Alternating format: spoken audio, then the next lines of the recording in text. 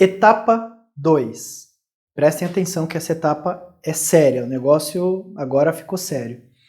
Não que o outro não seja, mas... Etapa 2. Formação. Pessoal, muita gente pergunta, principalmente a galera de tecnologia, eu tenho que ter formação para trabalhar na área? Eu preciso ter certificação? Eu preciso... Olha, isso depende de cada empresa, porque cada empresa tem seu plano de cargos, cada empresa tem seu plano de salarial. Algumas empresas exigem uma formação de curso superior, outras não. Existe uma mobilidade, uma tendência do mercado a aceitar formações menores, mas existem empresas, grandes empresas ainda, que a formação é importante, porque existem base curricular que serão utilizadas dentro da empresa. Eu não vou me aprofundar nesse tema, mas isso daí é um vídeo futuro que a gente vai fazer, mas eu vou seguir a linha do quê? Da formação, para vocês como analisar a sua formação comparado com o emprego que eu quero.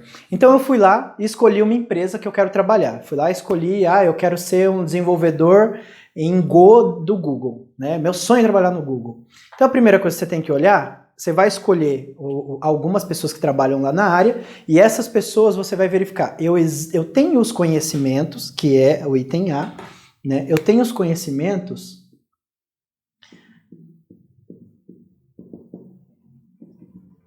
Eu tenho os conhecimentos necessários para atuar naquele cargo, naquela área, para poder participar de um processo seletivo naquela empresa? Se você diz que não, acabou. Vai fazer a sua lição de casa, depois você volta para concorrer numa vaga dessa empresa. Ou você vai procurar em outras empresas, para você também não ficar parado, e paralelamente a isso você vai criando, fechando essa formação. Então, a primeira coisa que você tem que pegar é, eu tenho uma pessoa, eu vou lá no LinkedIn ou outra plataforma e pego aquele cargo e seleciono, comparo a minha formação, o que eu tenho de formação, com o que é necessário para aqueles cargos da empresa que eu tenho interesse. Tudo que eu não tiver, eu tenho que fazer.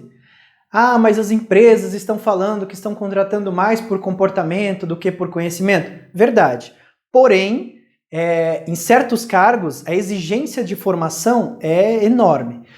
Como nós temos alguns cargos aí, o cara tem que ter formação na área de segurança, certificação na área de segurança, ou, por exemplo, algum profissional, tipo, para advogar, você tem que ter OAB. Então, não adianta, você vai ter que... Eu quero ser um advogado de sucesso, então eu tenho que fazer o curso de Direito, tirar o exame da ordem para poder advogar. Então, essa carreira precisa de formação. Eu quero ser vendedor. A maioria das empresas não precisa ter formação. Porém, se você tiver formação em comunicação, comércio exterior, área de administração, te ajuda comparado a outros candidatos. Mas sempre analise. Quando aquela empresa abre uma vaga, quais são os requisitos daquela vaga? Requisitos de conhecimento. Formação superior em tal área ou áreas afins. Pós-graduação, MBA, curso de oratória, e coloque comparado ao seu currículo, o que eles pedem e o que eu tenho. O que eu não tenho, eu já tenho que pensar, mas sim, a formação deve ser desenhada de acordo com o que eu estou desenhando para minha carreira. Engenharia, medicina, área de enfermagem, área de desenvolvimento de software, né? Existem cargos aí que a gente precisa de formação, não dá para ter uma pessoa atuando sem formação. E se você também quer crescer na carreira, eu quero uma área de liderança, de gestão, provavelmente você vai ter que ter cursos de gestão para poder participar de um processo seletivo. Senão na hora que o RH pegar seu currículo lá, já vai olhar essa informação. Esse não tem, você já está eliminado. É simples assim, porque o mundo está muito rápido e não dá tempo do RH ligar e perguntar se você sabe, não sabe fazer. A referência vai vir depois. No começo é olhar papel e tem, não tem, já está eliminado, tá? Então a eliminação mesmo, o critério é esse. A empresa exige conhecimento, não tem nenhum requisito que a área técnica disse que não é exigível, pode vir sem essa formação que a empresa vai dar, o RH ali, o pessoal que está fazendo a seleção, não é nem o recrutamento ainda, está só selecionando o currículo, já vai te eliminar, tá bom? Então analise sua formação direcionada àquilo que você quer ir, à empresa que você quer ir. Letra B. Pensando agora que eu já tenho a formação, mas eu tenho que analisar outros quesitos. A letra B são os gaps, né? O que são os gaps? Eu levantei a informação de que naquela área eu posso trabalhar vamos falar da área de desenvolvimento, vocês vão entender um pouco mais. O cara tem que ter formação. Beleza, eu tenho a formação. Mas existem ferramentas específicas daquela empresa. E eu tenho que analisar. Tá, eu sou um desenvolvedor Java, eu sou um desenvolvedor PHP. Ok. Mas existem ferramentas de framework, de banco de dados, que eu tenho que conhecer, senão não consigo trabalhar dentro daquela empresa. Isso é uma das questões. Então eu tenho a formação, mas eu não tenho isso? Isso é um gap. Eu tenho que trabalhar isso, eu tenho que buscar esse conhecimento no mercado. E nada impede de eu estar trabalhando numa empresa e querer mudar de área ou ir para outro setor ou mudar de empresa. Então eu tenho que analisar isso. Quais são as ferramentas que eles exigem? Eu tenho um item, não tenho todos. O gap é a diferença. Então você tem que trabalhar esses gaps. Existem gaps comportamentais também, mas eu não vou entrar nisso agora, porque às vezes tem empresa que exige um nível de resiliência. Ah, como que eu avalio resiliência? Mais para frente eu vou falar sobre isso em umas outras etapas mais para baixo, que na parte mais psicológica. Mas hoje a questão é conhecimento. A empresa exige certo conhecimento. Beleza, eu tenho. Dentro desses conhecimentos, a empresa tem alguns, como se diz, conhecimentos desejáveis. São os meus gaps. Pode ser um gap de experiência, pode ser um gap... Eu tenho que trabalhar isso, eu tenho que mapear. A planilha que a gente vai disponibilizar para vocês e vai ensinar na aula final ali de cada etapa, é para você preencher isso. Eu tenho e você tem que saber. Eu estou quanto? 80%? 70%? Acima de 80% é legal você participar de um processo seletivo, você tem mais chance. Agora não, eu tenho 50% do que exige para aquele cargo.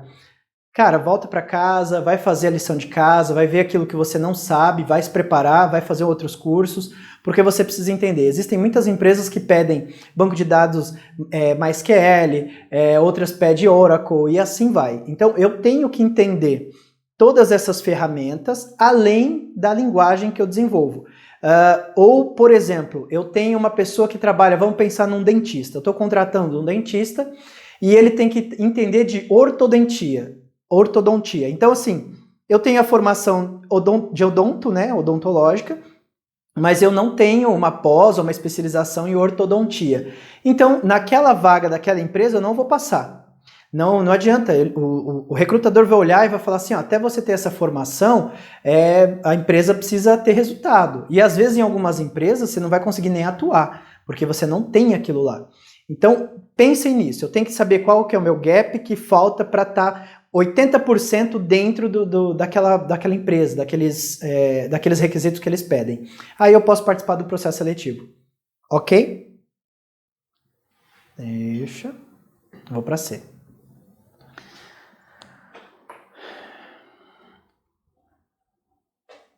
Letra C. Na letra C eu vou falar para vocês o seguinte. Além de tudo que a gente falou na letra A, na letra B, dos gaps, o que ajuda muito as pessoas a entender o que é real necessidade de cada empresa, de cada vaga, são as pessoas, né? As pessoas que trabalham dentro daquela organização. Ah, eu tenho um amigo que trabalha naquela empresa, ele vai me ajudar a entender quais são os requisitos que são chave para o fechamento de uma contratação. Porque às vezes você pega alguns requisitos que a gente vê no mercado, aí a empresa exige um monte de coisa, mas o colega que trabalha lá dentro vai falar, cara, se tiver isso e isso, eles vão te contratar.